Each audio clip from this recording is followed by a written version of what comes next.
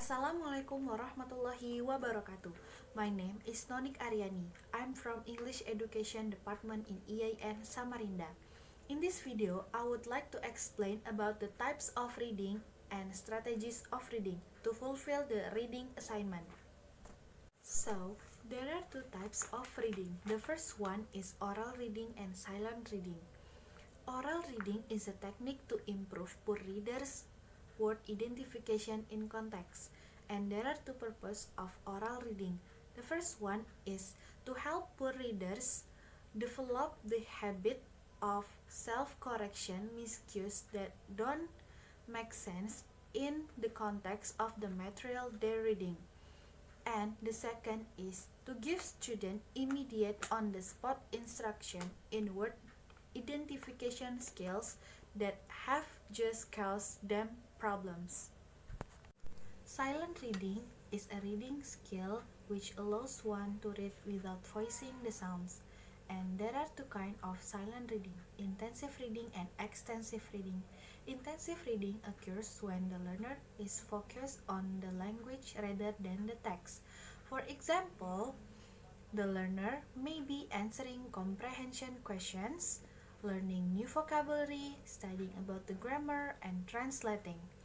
The advantage of intensive reading is the learner focuses on the certain aspect of the language. There are some characteristics of intensive reading. The first is the reader is intensely involved looking in the inside of the text, and then focus on the linguistic and semantic details, and then focus on the surface structure details, and then identify key vocabulary, read carefully, and then the last one is draw the picture to aid them. There are some activities intensive reading. The first is identify main ideas and details, making inferences, looking at the order of information, and then the last is identifying words that connect to one idea to another. This is the example of intensive reading: a bookkeeping report, or an insurance claim, or any kind of contract, or etc. And now for extensive reading. Extensive reading is reading as much as possible for your own pleasure at a difficulty level at which you can read smoothly or quickly without looking up the words or translating it to English as you go. There are some characteristics of extensive reading. The first is reading is individual and silent. Reading speed is usually faster than slower, and then the last is reading is its own reward. There are two kinds of extensive reading that we usually use for reading a textbook, a newspaper, a novel, or etc. That is skimming and scanning. Skimming is a quick reading to get general information or general meaning for the passage, and to know how the passage is organized, that is structure of the text, and then to get the author's purpose.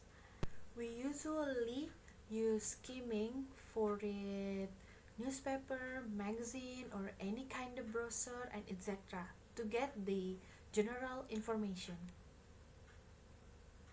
And the second one is scanning. Scanning is a quick reading that focuses on the specific information and specific meaning, and that is involves quick eye movements.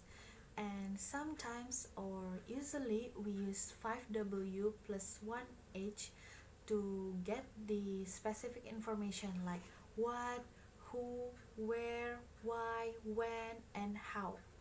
Sometimes we use scanning for read a train or airplane schedule, and a conference guide, or the what's on TV section of your newspaper, and etc. And this is for the general strategies of reading. The first is use your prior knowledge. We tap into that we have already know that will help we understand the text we read. Okay, next is predicting. When we make prediction, it will make us or set up expectation based on our prior knowledge about the similar topic. And next is identifying main idea or summarization, and then questioning. When we want to know how the story or who is in the story, we can use questioning by 5W plus 1H. It's what, who, where, when, why, and how. Okay, next is making inference. Students and reader must learn to draw on prior knowledge and recognize clues in the text by itself. And then the last one is visualizing. When we read some of textbook or novel or books, we can imagine how the story was, because there is no picture in there, but we can imagine by we read the books and then the novel or something like that. So by visualizing, we can make our own story in our own mind. Okay, so guys, that's all from my explanation about types of reading and strategy of reading. And I hope this information can be useful for you all. And then thanks for watching and have a good day.